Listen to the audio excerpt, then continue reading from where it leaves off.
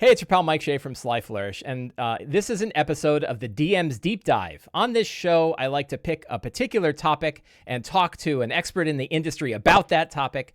And tonight, it is my great pleasure to talk with Celeste Conowitch about her new Kickstarter for Venture Maidens. Celeste, would you like to introduce yourself?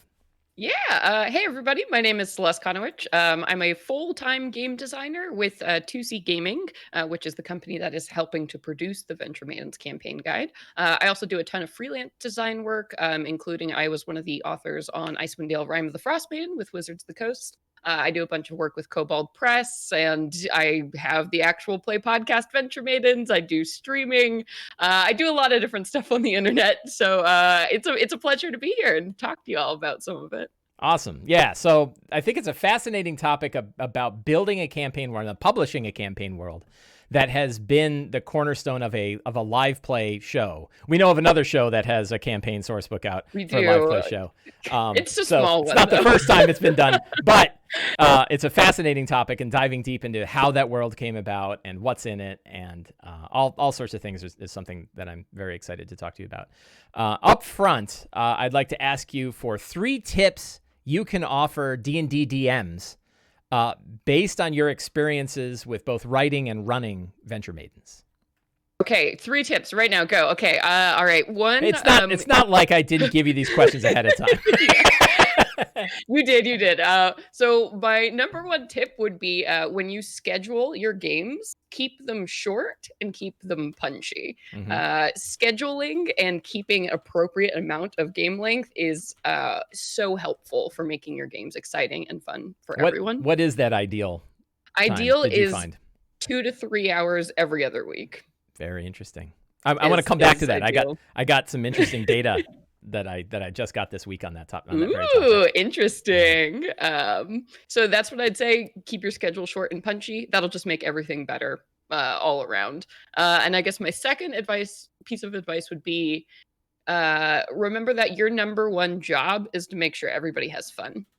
It's not to be a good dungeon master. That's not your number 1 job. It's just to make sure everybody has fun at your table.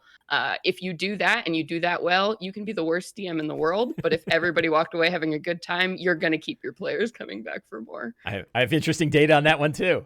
Oh, I'm tips. So, whoa, what if the data doesn't back up? My tips are horrible. Good news for you. The data's backing you up. But, yeah. All right. And then number 3, I would say, if you're going to prepare anything for your games, prepare a couple of really dramatic endpoints. Something I like to do in writing and design in games is to make sure you always leave off at a point where you know what's going to happen next, or you're setting up something for next time. So you don't just end the session okay, I guess that's where we'll stop. Always have a cliffhanger, always have a drop, always something that gets people excited and looking forward to next game. And that'll do wonders for your plot, your players. And then also, even if you don't know what that plot hook will lead to at the end of the game, it'll probably give you some awesome ideas. And you're like, oh, there's a sudden crash and something walks into the tavern, and you end it there. Even if you don't know what that monster is yet, you know how you're going to start next game. And that's already, half the struggle towards planning a session.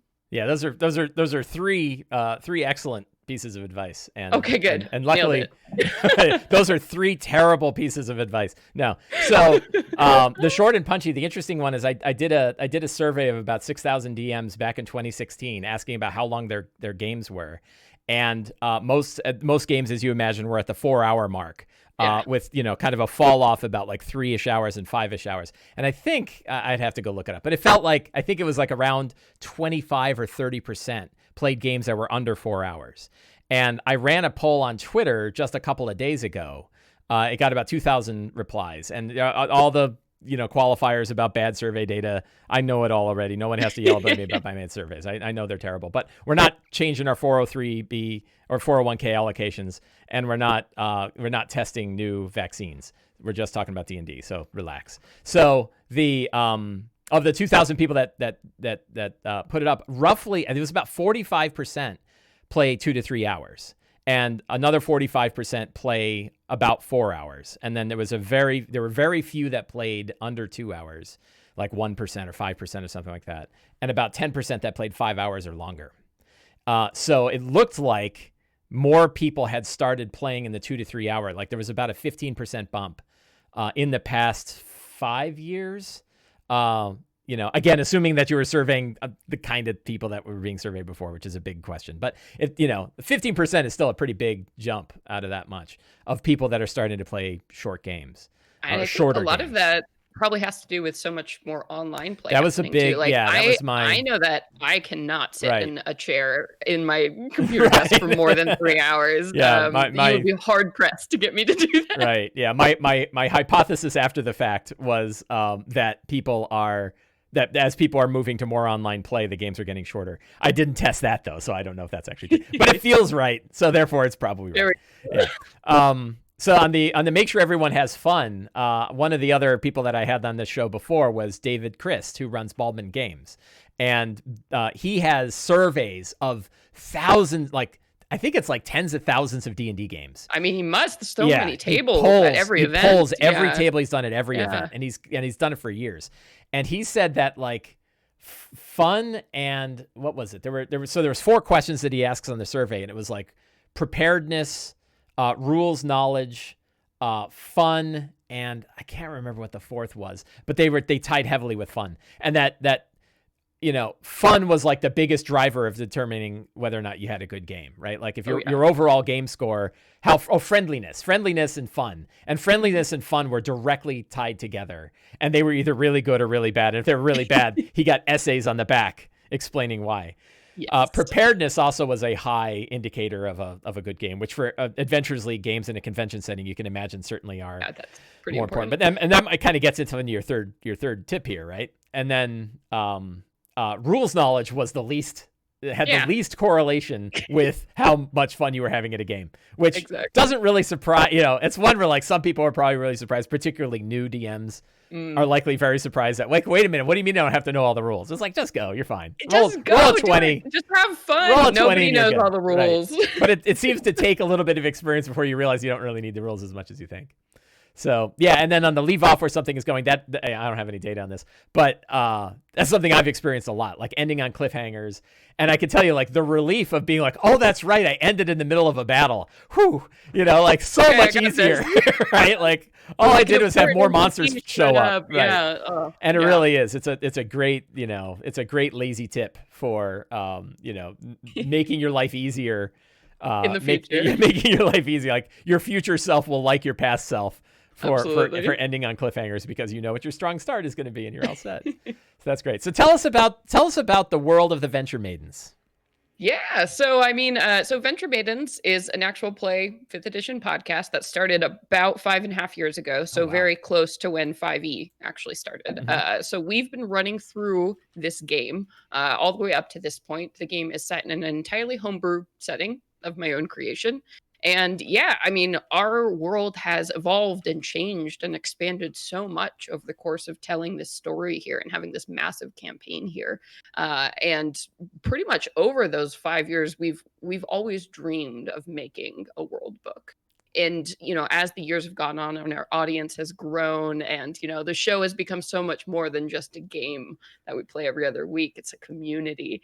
It became more and more of a reality to make this book and make this setting that we could actually share with other people. So we've got a lot of exciting stuff in this book. Some of it, is diving into the lore and the locations and the characters in the book. But like any good setting book, that's not just it. There's a ton of subclass options for every base class. There's new spells, monsters, monster templates, which is something I'm really excited to be bringing. And new magic items, all kinds of really good stuff.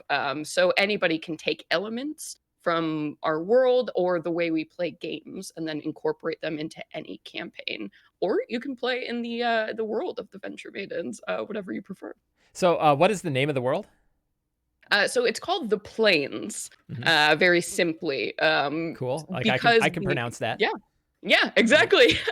And called that because the material plane, as it were, is very, very close towards some of the other planes. It's not this like big, cosmic map where you're like, I'm not really sure how to get to the Feywilds from here. It's all very much threatening, stacked on top of each other. A bad walk in the woods and you're in the Fey. Exactly, exactly. Quite literally, we have the Feywalk jungles, which is why it's called that, because you accidentally wander into this place. So our world, the plains, is like this little bastion of security and reality where the people who rule it are fighting so hard to organize things and to control things and to keep chaotic magic out of this world. But of course, it's always threatening to pour in at any moment. So heroes in this world are dealing with, of course, this political structure that really seeks to define itself and to carve out this bastion of normalcy. And then you also have these chaotic forces. The Fae are a major player in this world that are constantly threatening to manipulate or use or attack the heroes in this world. And then you also have the gods in the mix, who are a very active bunch. So a lot of our mythology is inspired by Greek mythology. Mm-hmm. So if you imagine how petty and cruel and invasive the gods are in Greek mythology, that is the same kind of experience you get in this world. So there are a lot of these powerful forces that are constantly trying to define what your destiny is for you. And the fight is to carve your own path. So that's kind of our setting in a nutshell. Lots of major players and forces that are constantly trying to buffet you and define your destiny for you. So you've been building this world for like 5 years since you started the podcast, or is this something you've even been working on before that? I actually did do some work on it before that. I was maybe thinking that this was going to be a game I actually played in 3.5. Wow. Okay. So before 5e. Before, yes. Before 4e. Before 4e. Well, so I was DMing. I DM'd 3.5 for about 10 years or so. Mm-hmm. So of course, when 3.5 was out, I started DMing, and then 4e came out, and I tried that, and then I just kept DMing 3.5 right. All the way up until 5th edition, and gotcha. I was really lucky. I had a great group of players. We played a 3.5 campaign for like 4 years, mm-hmm. all the way to its end. And then when that came to its end, a lot of people in that group, it just, the adult thing happened where we all got jobs and we were all starting to move away. And Venture Maidens was actually sort of an attempt to keep playing mm-hmm. with some of those people. I was like, man, like I don't want our, friendships to fall apart. Like, why don't we do this thing? Why don't we try making a show? And we play really good D&D. And what's even better? I haven't heard any femme voices on mm-hmm. these shows or these podcasts. So let's do it, mm-hmm. gang. So I actually learned how to play 5e to make this podcast. So it was like a business decision more than yes, because I was like, oh man, like, and I was so like, because everybody who plays 3.5 is like, oh, I love 3.5. Like, this is great. And I was like, I don't want to play 5e, but I was like, no, this is the thing. This is the. I guess if you were playing 3.5 all the way through and past 4e, you probably really like 3.5. Like, I was ready to move on, but not everybody else felt the same way. Obviously, entire companies formed around the fact that people didn't want to move on for 3.5. Yes. So. I mean, would I go back and play 3.5 now? No. That is interesting. So as a sidebar, for somebody who's played 3.5 for that long, like I played it probably 2 or 3 years, but I don't, and I played a little bit of Pathfinder. But what are some of the things that you see between 3.5 and 5e that sort of gravitate you towards 5e?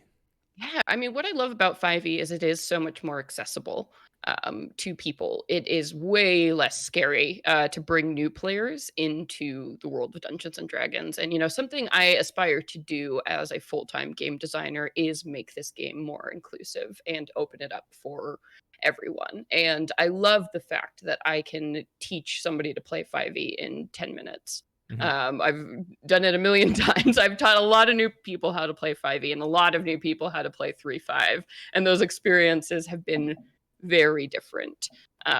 So just even for that, I think it far exceeds older editions. Yeah, I don't remember enough of 3.5 to think about how whether it was scary. Just difficult for new characters. Yeah, were very frightening. I kind of remember something about skill rankings and stuff like that. Mm-hmm. That seemed kind of, but it's been so long. Yeah. For fun, at PAX Unplugged, in the before times, Right. Yeah, my friend Ted from Nerd Immersion and I were like, you know what, let's do it. Let's run a 3.5 game. And we You're like, wow, what a big mistake. We didn't get past making the character sheets because we're like, oh man, why are we doing this? Yeah, that's why funny. is this happening? Yeah, sorry, 3.5 people. I'm sure it's great. Like, go with the guy. Play what you dig.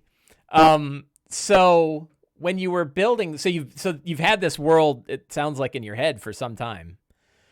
And it just tracing out the ideas, never really having anything too committed. And of course I knew it was all going to change, like with this podcast and everything. So I had ideas, but it's certainly become the world it is now after 5.5 years. And it certainly is much more interesting than I think it started. Mm-hmm. So it seems like there's a couple of different routes that people take. I'm overgeneralizing, of course, false dichotomies and all that. So in my false dichotomy, it seems like there's two ways that people build worlds. There's, kind of the, starting town and then spiraling outwards, or the top down, let's talk about the 50,000 year history and the gods. How would you say that the world of the planes came about? Did it come about as a great big world with all this stuff and then, sort of put the characters in, or was it like, we're going to have a starting town? Oh, yes. It was definitely the starting town. Really, it was a town called Hogs Hollow, which was like, more of a hamlet, very small, surrounded by woods on all sides. So like the most small contained place you could three start. hexes, right? Exactly. Here's starting hex and then woods. In a tavern in this town, right. And we definitely did the spiral out from there. As we knew that the show was going well, that we liked these characters, that our audience was growing, that was the natural impetus to keep expanding the world, and going from location to location. And at that point, you started to hear about other locations. And once you did visit a few places, the network, the tapestry of the world really started to take shape. So I'm a huge fan of only inventing things as you need them. Because, I mean, how many of us, we've all had games where we're like, oh my God, I have this amazing campaign plot or idea. And then you get together with this group and then you never play again. Right. And yeah, sure. You got your 20 level campaign and you get to level 3 and like, let's try something else. Like, and that's so sad when that happens. It's so disappointing. And then also when you've, made all of this stuff, I think people sense that. They sense the weight of how much you want them to like this and keep playing it, which really turns people off to playing. It's like diving full in with commitment is very scary to people. So I'm a big fan of, only develop as you need. Excellent. Yeah. So at what point did you start to realize you were probably going to publish this thing? Oh boy. I mean, of course, every DM in their heart dreams that one day they'll get a setting, their setting me. published. I'm good without a setting. Oh, you're good? Yeah, I'm the only one. Like, I got tons of ideas for books, but no one wants to hear about my setting. I got lots of other people are building settings. Go with them. Yeah. Yeah. So, that was always it was always a dream. It's always something I wanted to do, but I definitely knew, especially because I only became a full-time game designer in the last 2 years. So this is all pretty new for me. And before that too, I also was like, oh man, would I be hiring other people to write this book and make it good? Because I'm a big believer in don't do things unless you can do them well. So as I got more experience, I'd be hosed. So as I got more experience in game design, it really became a reality as I was working on other people's projects and learning so much about the process and what I would like to see and what I wouldn't like to see. That's really when it all started to become a reality, when I started to learn how to do this. I could see the design starting to unfold in my head. And honestly, over the last year, I was already starting plans to okay, here's how we're going to do this. Here's how we're going to run this Kickstarter. And I was very lucky to forge this relationship with 2C Gaming. They had invited me to do some freelance work on a couple of their projects. And 2C Gaming has this awesome policy where once a year they like to find an artist, someone in the community, and then help them make their project. Right. They do Grant Ellis and his work. And Yeah, so we enjoyed working together so much on contract stuff. They were like, is Venture Maidens interested in doing anything? Could we help you make it? I was like, oh my God, yes. Like, I've been thinking, Please. yes, please. Because Kickstarters are frightening and producing a whole book is a lot, especially if you're also writing it. You really need a team. So we started chatting about, producing the book and making plans for this Kickstarter. And then I think a couple months into that, I think we were just enjoying working with each other so much on that. They offered me a full-time job. So that That's all great. sort of, coalesced and became this really awesome just series of coincidences that led to this book being published like it was fate. Yeah, we've had Ryan from 2C Gaming has been on this show before. I can't remember. I'm trying to remember the topic we were talking about. But yeah, fantastic guy and really, really fun conversation. I don't think it was about character death, but I think character death certainly came up. He's on the side of he's designed some nasty, kill them as often as you monsters. Can. Right. Yeah. Something along that line. Yeah, but great company and awesome product. So it'd be really exciting to see your work with them. Oh yeah, we've got a lot in the works. Yeah, cool. So what were some of the hard parts? Where did you so like bring up an anecdote. When Stephen King was writing the book The Stand, he got 500 pages in and realized he had no idea what to do. And he had like 36 main characters and this huge overarching plot. And he goes, if I hadn't written 500 pages, I'd have thrown it away. I just said, like, I'm done. And instead, he's like, I don't know. I guess he goes, so I go out for a walk and they go, I could kill most of them.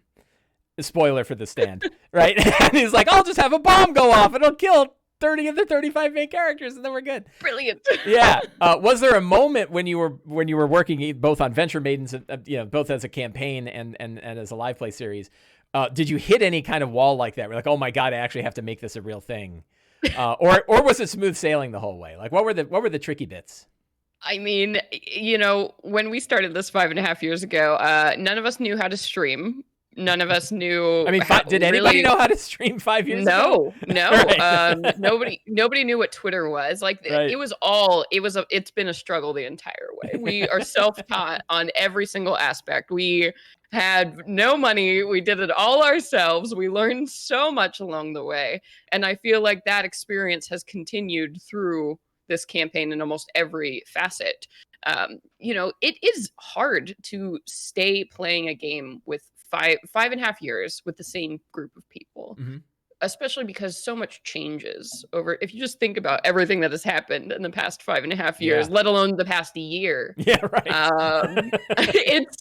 It's always been a struggle. I don't think the game itself at its heart, like, the imagination and the world, that always came pretty easy, but adapting to the needs of the players and making sure this experience was always fun, always something that delivered, always something that we wanted to do, I think has been a challenge. There have definitely been rough patches where it's like, oh man, like, should we even keep doing this? Or like, are we going to lose this player? Or like, what do we do at this point? How do we make this work? So it's 5.5 years of those challenges. Sure. And working together as a team to keep this train going. You got to throw a lot of fuel in there. Yeah. So those are definitely the hardest parts, I think, of this journey and why it's such a testament that we're here and, making this book now. I think in terms of making the book, the constant struggle is always, because there, like you mentioned, there are 1,000,000,001 setting guides. There are a lot. Everybody wants to make their own setting guide. Everybody thinks their world is worthy. And there's these huge behemoths out there, right? Like exactly Forgotten Realms and Eberron and Midgard and the question, the hard part always is, how do we make something that is actually useful, actually innovative, and still communicates what is special about our show? So it's a lot of taking a step back, being objective, going, okay, while we might love this thing, that may not be the best thing for this book. Every time it's that constant assessing of how do we communicate this information in a way that is effective and useful and sets this book apart. So of course, there are hard choices. Like, of course, I love every, brick of this world that I've crafted in my mind palace. But is putting every brick in your head in a book a good thing to do? Absolutely not. I mean, so it's that constant. Wolfgang Bauer. Yeah, well, like I'll just make a Wolfgang is 700-page book. Like Wolfgang gets to do whatever Wolfgang yeah, that's wants true. at this Right. point. So Yep. I'm a new kid. So that constant deciding is hard, and it's not something that's going to be going away, I think, until this book is like shipped off Right.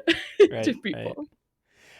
So speaking of some of the crunchiness bits, there's a whole piece of this called Heroic Destinies, right? There's a whole subsystem that sits on top of 5e called Heroic Destinies. Can you tell us about that?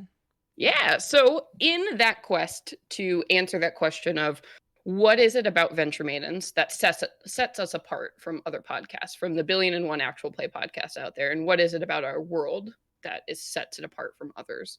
And I really wanted to bring a new mechanic piece to the book that really represented the way we play, which is very character-driven games, very focused on. We've actually built our game around character arcs. So like 30 episodes, it's, this character's arc, and then we go to the next one. So Heroic Destinies was my mechanical proposal to help people craft those personal character arcs into their larger campaigns. Because I feel like that's something we all crave as players. We want that individual attention, our characters to grow and change and pursue motivations. But we also need to focus on the main events of the story and keep things going and moving along.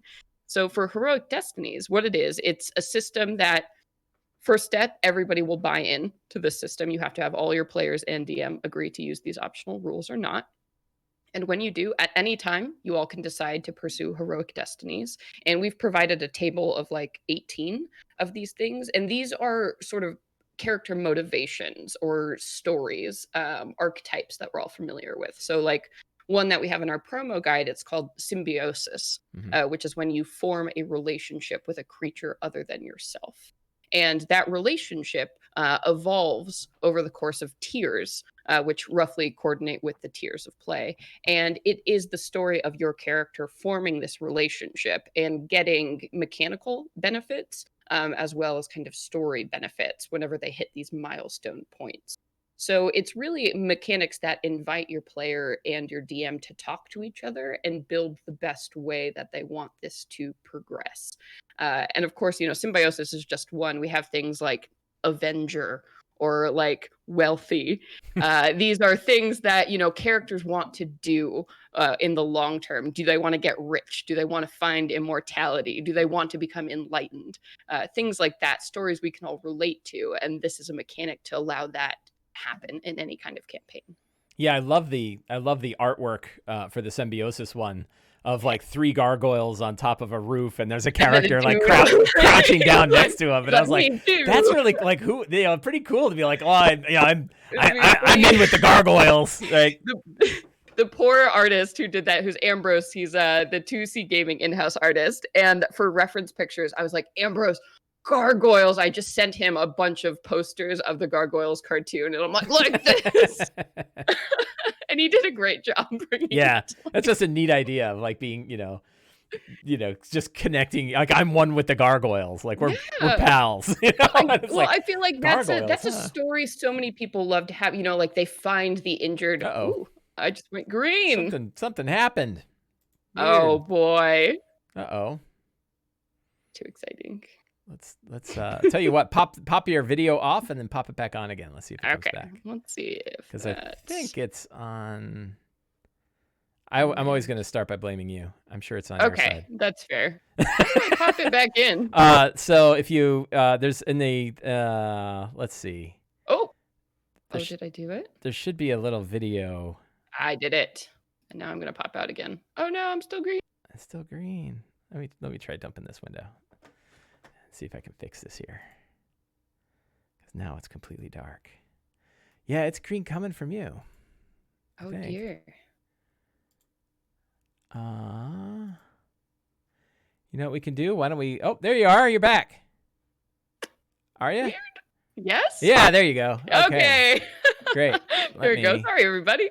Let me see now if I can get it. Now I got to get it. Oh, there we go. Hey, look, it's all back. Yay, we did it. I'm pretty sure. I think it's all back. Yay. Hey. Well, Well, yeah, like I was saying, for these heroic destinies, I really wanted to do things that people, relate to and see a lot in fantasy stories. So I feel like that story of, you find that injured, like, owlbear cub that's like stuck in a trap and you free them and then they run off and they come back later and your friendship grows. And all of a sudden, for that final battle, you're charging in on the back of an owlbear Right. and you're awesome. That's the feeling I wanted people to be able to get or create with these heroic destinies. That's cool. Yeah, and I think that's something where we've kind of soft wired that into our games in some circumstances. We've certainly asked characters like, where do you want to go? What do you want to be? Yeah, And where do you we've want seen them grow, but we've never had like a good, solid mechanics to way do of it? handling that. Yeah. Yeah. So that's cool. And I presume I can steal this and add it to other campaign worlds. Any campaign. Oh yeah. Yeah. So this is totally campaign exclusive or inclusive. You can put it in any campaign. You don't have to be playing in the world of Venture Maidens Very to cool. use these mechanics. Very cool. Are there other systems like that in the campaign book? Or obviously that's a big one. The other kind of weird thing, I guess, that we're doing, or new thing, we're doing monster templates. Tell me. Tell me about monster templates. So you can probably tell I'm a 3.5 fan because I'm like, Sure. how can I put templates in here? How can I bring templates to 5e? So a big part of our world and the factions within it are, of course, the Fae. Mm-hmm. And the Fae in our world aren't just your typical, like, winter versus summer, good versus evil dichotomy. The Seelie unseelie thing. Yeah, that story's been told. It's boring. Mm-hmm. So what we actually have 7 sovereign Fae courts that are all warring with each other for control of the realms of fairy and the material world. And these 7 who are in power now, there might be more, there might be less in the years to come because the Fae are just like that. But what I wanted to do was be able to have any creature, any existing creature from any source be a member of one of these courts and gain some of the powers associated with it. So we have monster templates for each of the Sovereign Fae courts. We have 3 different tiers. So you can make like the Blossom Court Surf, out of this troll, or you can make them the Blossom Court Monarch and apply it. You could make a Lich the Fairy Queen. Like, there's no limits to what you can put in each court, because I think it's more interesting that the Fae don't have to exclusively stick to other Fae. Like, why not involve or ensorcel or steal or coerce other creatures into their realm of influence? So what are some of the things that a template gives a monster? Yeah, so the template of flavor, course, obviously. Yeah, for these these monsters, they're going to gain the Fae type, so they'll have like dual types. And depending on which court you're with, you'll have some changes like to resistances or some vulnerabilities. For example, the Blossom Court, which is the court of Fae that's dominantly over like plants, flowers, that sort of thing. You're going to gain some vulnerabilities to fire, but you're also going to, gain some resistances to bludgeoning damage. And then as you go up more and more, you gain certain powers. So like they all have like a sweet scent trait that of course gives them advantage on, charisma based checks. And so it's a lot of like easy things that aren't going to make the creatures too cumbersome. Yeah, right. Was a big deal because 3.5 definitely way too cumbersome with the templates. Yeah, give it 7 levels of barbarian. Yeah, that's fun for no one. But these are going to be super easy ways that you can change any creature to belong to one of these courts and give them a little bit of fairy magic and flavor. That's very cool. And are the templates sticking exclusively to the Sovereign Fates, or are you for now for the Fae courts? We're doing the templates for those, but I mean, we're funding pretty well and things are going great. So I mean, if we hit all of our stretch goals, there might be another why not book. give yourself more work? Yeah, exactly. All right, money and time are directly interchangeable. So for this book, these are just the templates we're doing. But who knows what's in store in the future? If I'm really curious to see if folks like them, if folks use them. I think this will also be a really cool way to introduce that concept to new people so they can make their own templates and have easy ways to change monsters and reskin things. I think that's all something we crave. Excellent.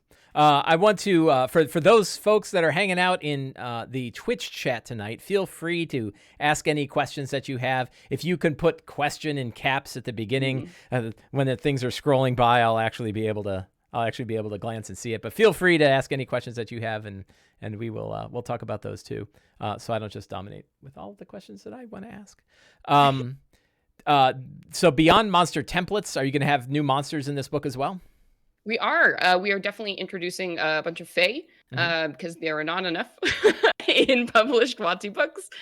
So we do have some Fae that are going to be running around in here, and we unlocked a stretch goal to add a NPC appendix into this book, which will be cool. So actually, that as one of the stretch goals, we're going to be statting out the players from campaign 1. Neat. They're going to make an appearance. Yeah. I'm calling it my my most wanted list. So I'm, all the dastardly characters who have been seen in the plane. So that includes, of course, our players, as well as some of these like really horrible Fae creatures that have preyed on the citizens of the plains and really enforced that, like, we hate the Fae because they do horrible stuff. So there are going to be some really scary Fae NPCs included in this book as well. Excellent. Cool. So there's obviously a strong connection to the 7 Fae courts, but it sounds like there's also connections to other planes as well. Yeah. What are some of the other? Are you following kind of the 5e cosmology, or does it sort of have its own dedicated cosmology? Yeah. So for now, I really wanted it so anybody could walk into this world and use pieces from cosmology that they enjoyed. So the world itself, the planes, they're the kind of dominant political force are a race of creatures that are kind of inspired by the Eladrin, more the 4e Eladrin than the 5e season thing we're doing now. Right. So they have their own gods and their own kind of lore and mythology about, their own creation story. So that is very prevalent in the world. But of course, they do allow any other people to come in to exist, to worship, as long as, they're not interfering with the affairs of state. Sort of like, how America is with Christianity. Like, that's clearly the religion. But yes, you're allowed to practice other things here. So I didn't want to define that all too much, because I feel like, players see a specific god, they're like, oh man, the Raven Queen is so cool, I want to be able to do that. I'm a big fan of letting people do what they want, what they feel really passionate about. So I don't define that too much. So Dorian, a sly flirt hero, asked the question: was there anything you were purposely keeping vague in the game that you had to codify when you ended up writing the book? Are there big spoilers? There are not. So something I really wanted to do with this book and the setting was to make sure that anyone could walk into it and make it their own. So the events that have happened in our game haven't influenced what is presented in the setting guide. So essentially, I built this like Lego city for everybody to play in. And of course, my characters have destroyed it and blown it up and rearranged things and built new things. And I want everybody else to have that experience as well. So there aren't, these big spoilers from the game and the specific things we've been dealing with in the Venture Maidens live stream and podcast. Yes, they are, of course, peripherally there, and they are elements and factions in the world that you can interact with, but it's very much set up so you can tell your own stories and take your own paths with these things and these characters. So you don't have like a Forgotten Realms Time of Troubles, all of the heroes are the ones that completely change the pantheon, and let people sure, your characters can come here, but our characters are the ones actually changing the world. Exactly. No, I'm leaving that for you all. Destroy the Lego city as you will. Very cool. The Caster 695 wants a little bit of clarification on the heroic destinies. So they have mechanical rewards for actions that are taken during role play moments. Are they tied to level, or is there no real connection to level? What's the relationship with heroic destinies and the characters' levels? So it does work like a milestone system. So each heroic destiny has some ideas for milestones. So like something like the milestones for symbiosis might be, helping a creature in trouble or, freeing an oppressed creature, things of that nature. Just our suggestions, though, it's actually encouraged that you build your own milestones and for whatever works best for you.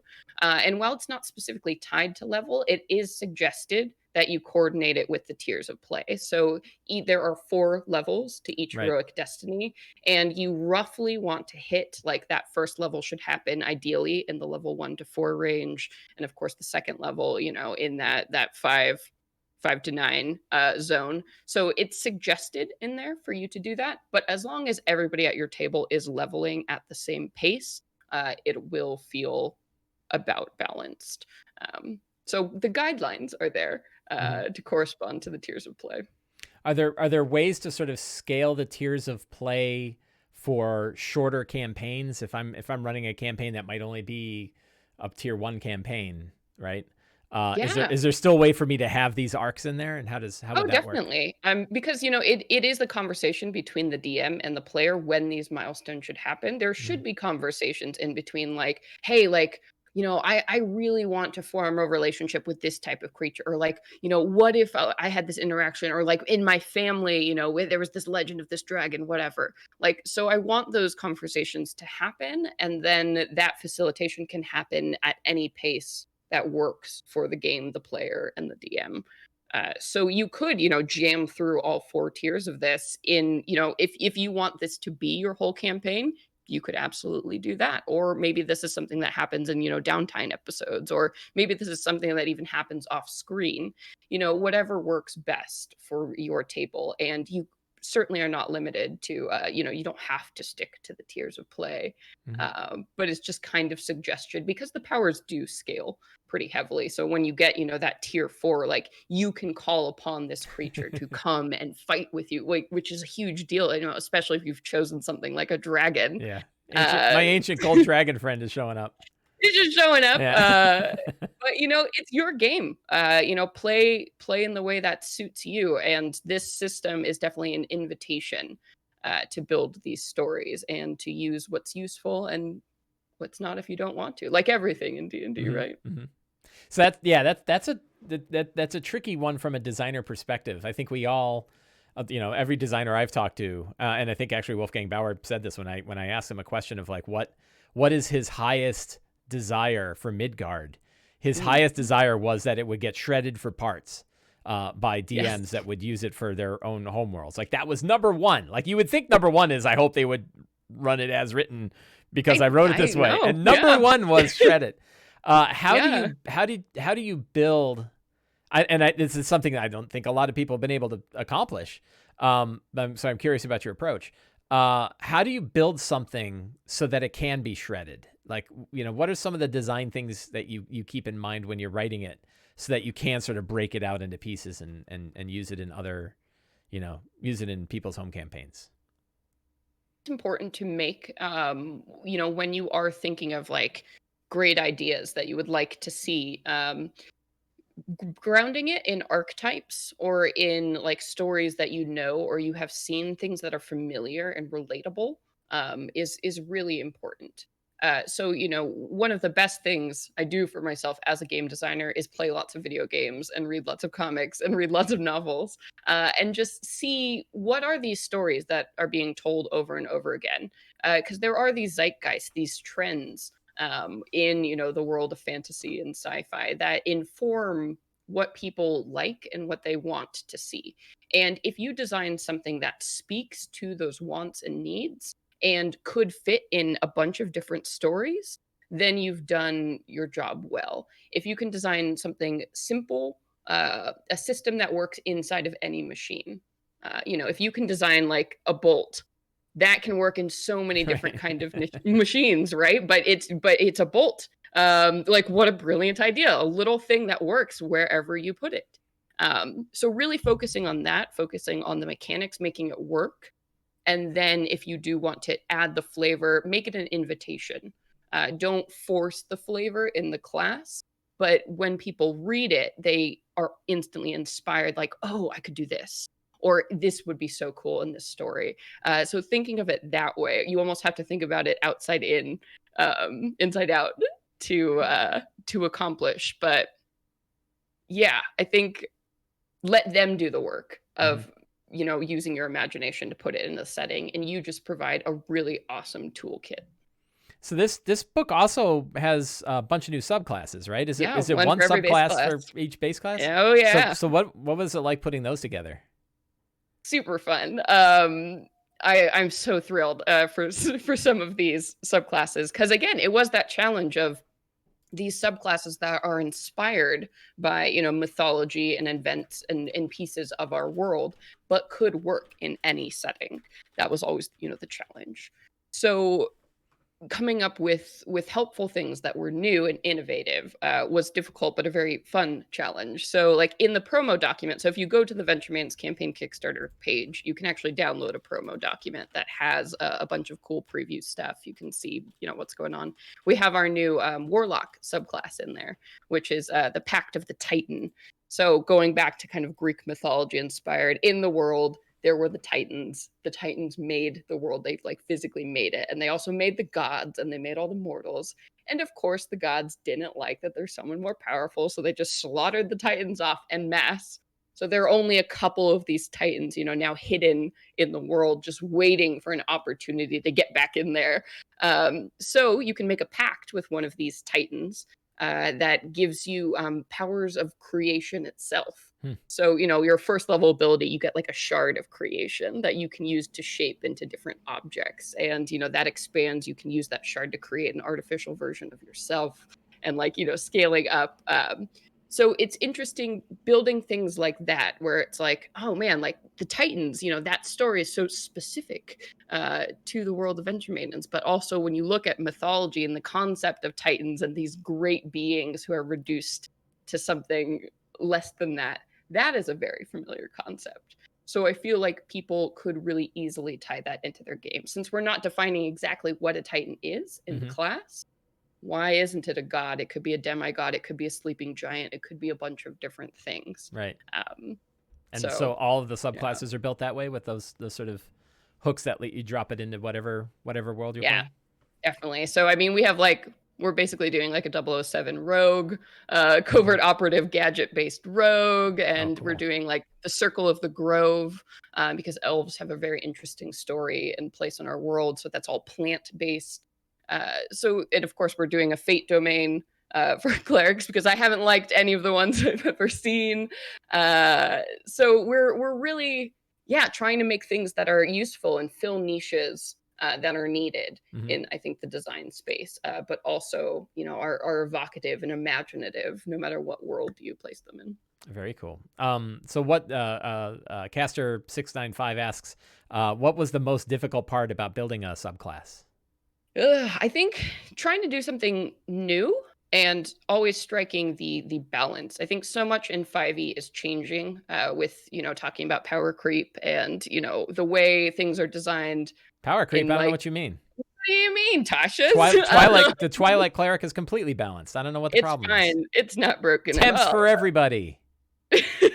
Sorry. I think the You're the biggest nerd. challenge is, how do you strike, and that's just more of a subclass, I think, design issue. It's how do you strike something that feels powerful, is applicable in any kind of campaign, and feels fun Hmm. at the end of the day. Because if your classes, again, if they aren't fun, if nobody wants to Yeah, play right. them, then what's the point of doing the work?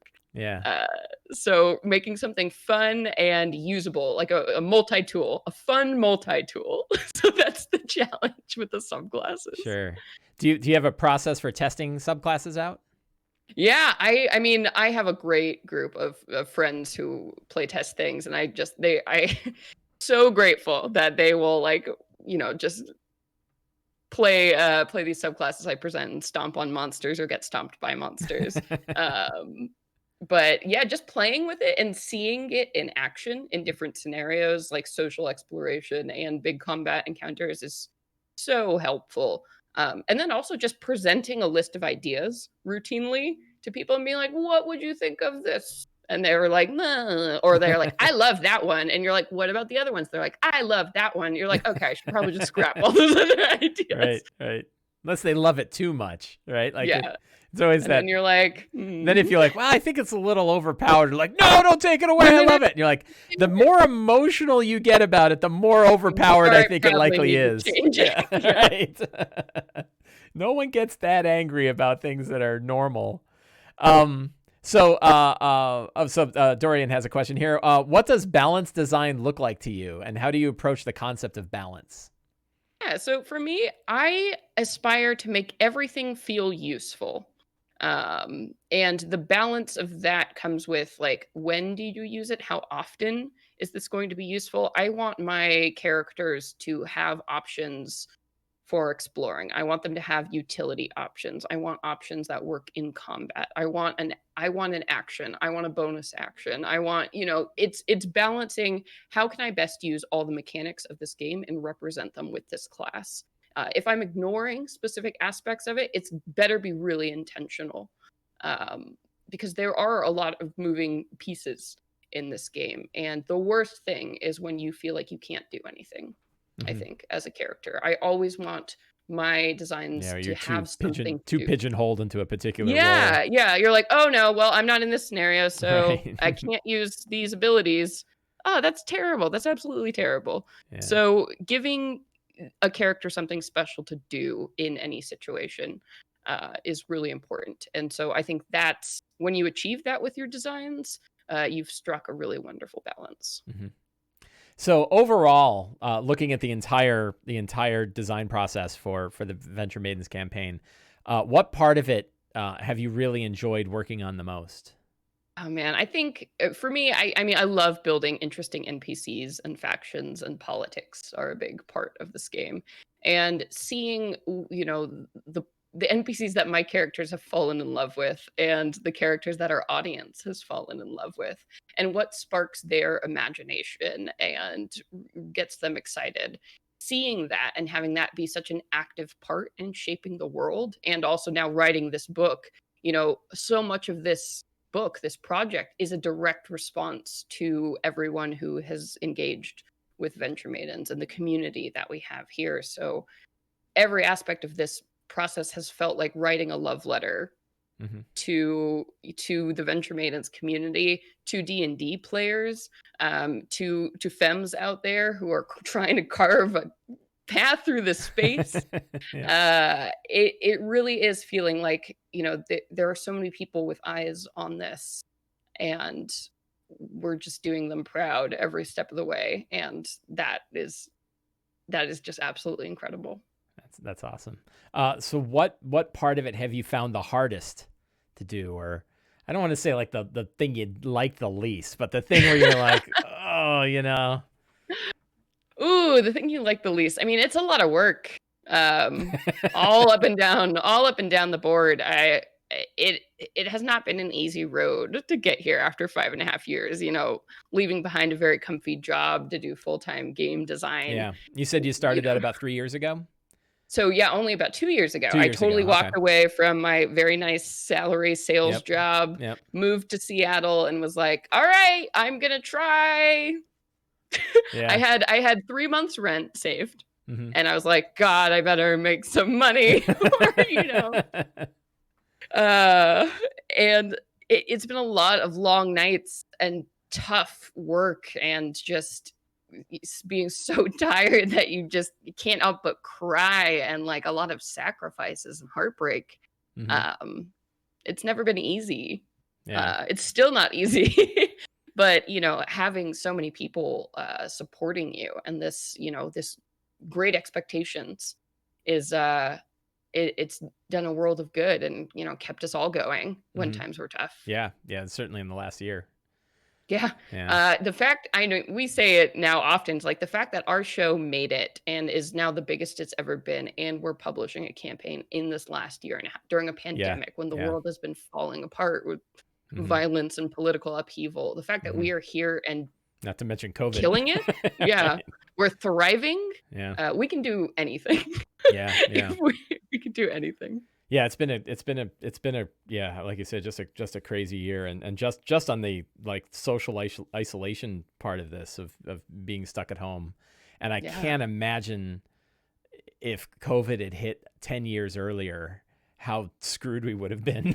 Yeah. Compared to now, it's like, hey, I have tools, and I was Yeah. 100% in person, and now I'm 100% online. And that literally happened overnight. That was it was within a Yeah. week. I mean, something I am so grateful that Venture Maidens has kept my friends close and Yeah. given me a reason to see Yep. them, Yep. every other week. Like that's been a weird like blessing in the middle of all of this. Like, Yeah. yes, we're getting together and we're working and we're doing this thing and none of us are getting paid and blah blah blah. But the fact that our friendship has persisted because of this show is absolutely incredible. Yeah, yeah. I've had three groups that I play with regularly, and in all three groups, people there are like, "Thank God I've got this game." Yeah, like, what would I Like, I do don't know without what I would D&D? do. I do. I think about that. I was like, there are people out there who don't play D&D. Like, what are they Yeah, doing I don't inside right know. now? Yeah, you go into happy hours at work, and yeah, Yeah, it's like RPGs online. yeah. That's I what mean, I do I for my really, free time. I've said it before, but just like I think D&D saves people's lives. Like I It think saved mine. as adults, having an excuse to get together with people and play the imagination Huge. game for a few hours a week, I think it's saving people's lives. Yeah, I think it's really important, and I think having being able to put a product out like you're putting out that is going to help people build those worlds is a It's it's beyond the most fun and noble thing cool. I can think Right. of. It's important. It's important too. How would you say, stepping to a kind of a different topic, how would you say that building this campaign world from a streamed game is different than building a campaign world from what might have just been a normal home game? Yeah, I mean, I think it's actually made it easier, I think, because, one of the big challenges of, going from a homebrew DM to going to a game designer is the fact that you are making something that even a total stranger who has never met you, has no context, can understand and use immediately, which is very hard to do. Because anybody has to be able to approach your stuff and understand it and get it immediately. When you're homebrewing for your home group, you design for them. You're making the things that they like because you learn what they like to deal with, the types of monsters they like to fight. A lot of that is back and forth, and that's what makes people awesome DMs, when they read their table and they respond and make things for their players. But when you're opening it up to this larger world with so many different perspectives and people, that is an amazing challenge.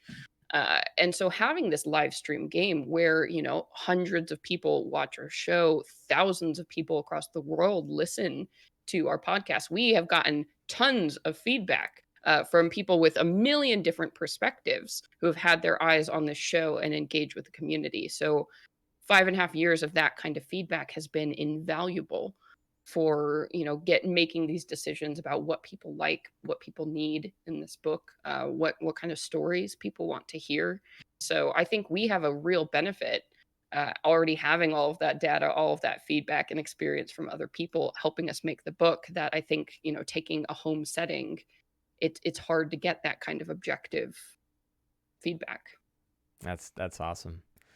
Celeste, this has been a fantastic conversation. I'm really excited for the book. I backed it as soon as I saw it. Oh my God, Yeah, thank you. so I'm really excited to see what's going on. It just looks really, really cool. So where can people find you? And I don't know, is there anything else you want to pitch? I know, I'm good for now. Yeah, but if you want to keep up with me, tell me about some awesome D&D stuff you're doing, the best way to do that is to follow me on Twitter at @Conowitch. You can see that in the handle on the overlay here. Yep. If you want to look at the full catalog of everything I've written, have posted on the DMs Guild, all the shows I'm on, producing, podcasting, etc., go to my website, celesteconowitch.com. Yeah, if you like this, you can see more of my stuff if you buy Rime of the Frost Maiden, or, I have a ton of stuff on the DMs Guild that you can look at. And of course, I am now full-time with 2C Gaming, so keep your eyes on 2C Gaming as well, because they've got some really amazing stuff coming up soon. Awesome. And of course, Venture Maidens at Venture Maidens everywhere on social media. And please do check out the Kickstarter page. We would really appreciate your support. Yeah, it's great stuff, and I'm really excited to see it's already made its funding goals. And Smashed well on through. its way. So that's awesome. Yeah, that's awesome. I can't wait to see the final product. So thank you very much. I want to thank everybody who hung out in Twitch chat tonight. Thank you for the great questions. For those of you watching on YouTube or listening on the podcast, thank you as well. And we will call it a night. So have a great night, everybody.